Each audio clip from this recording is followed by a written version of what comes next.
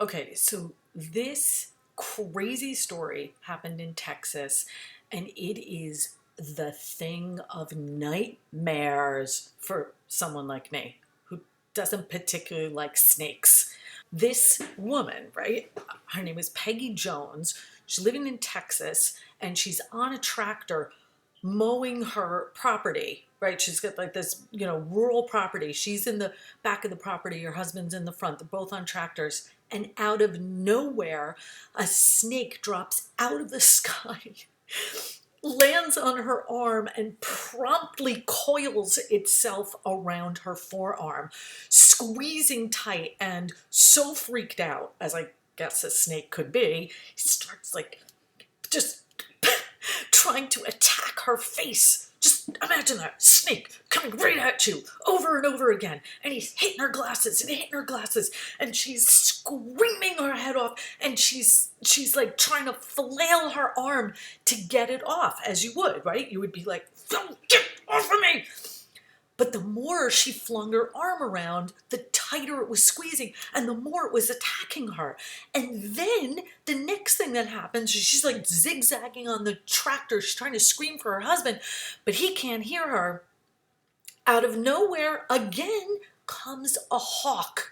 So the hawk swoops in and grabs the snake and her arm with its talons and grabs and tries to pull the snake off.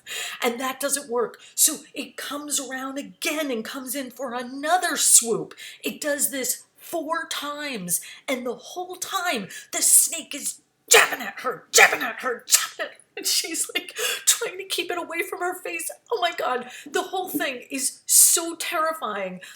And so the hawk is doing its best to get its prey off of her arm, because obviously he had it at one point and dropped it, landed on poor Peggy's arm, and now it's like a massacre is occurring. So after the 4th time, the hawk manages to disengage the snake from her arm, and she is left with this bloody mess.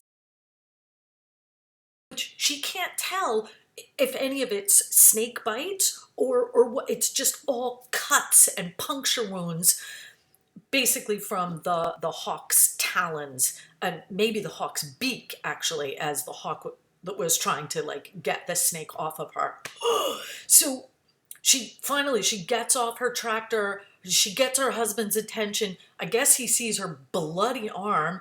They freak out collectively. They go to the hospital, and the big question is, did she get bit by a venomous snake?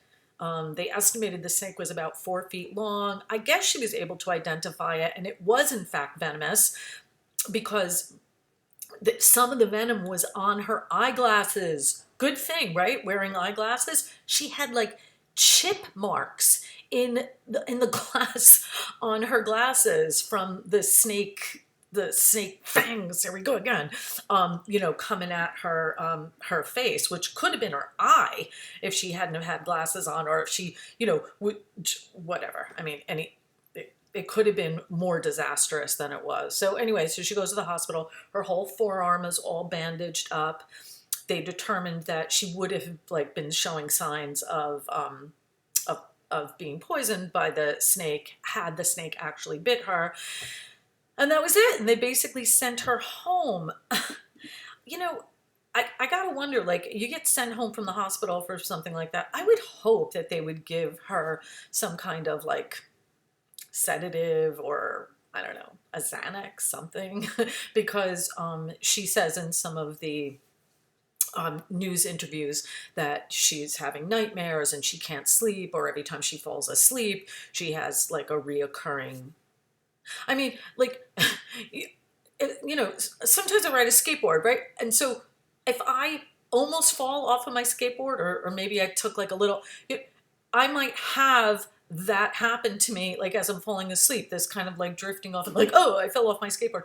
Just imagine that times 1,000 when you are attacked by a snake and a hawk simultaneously.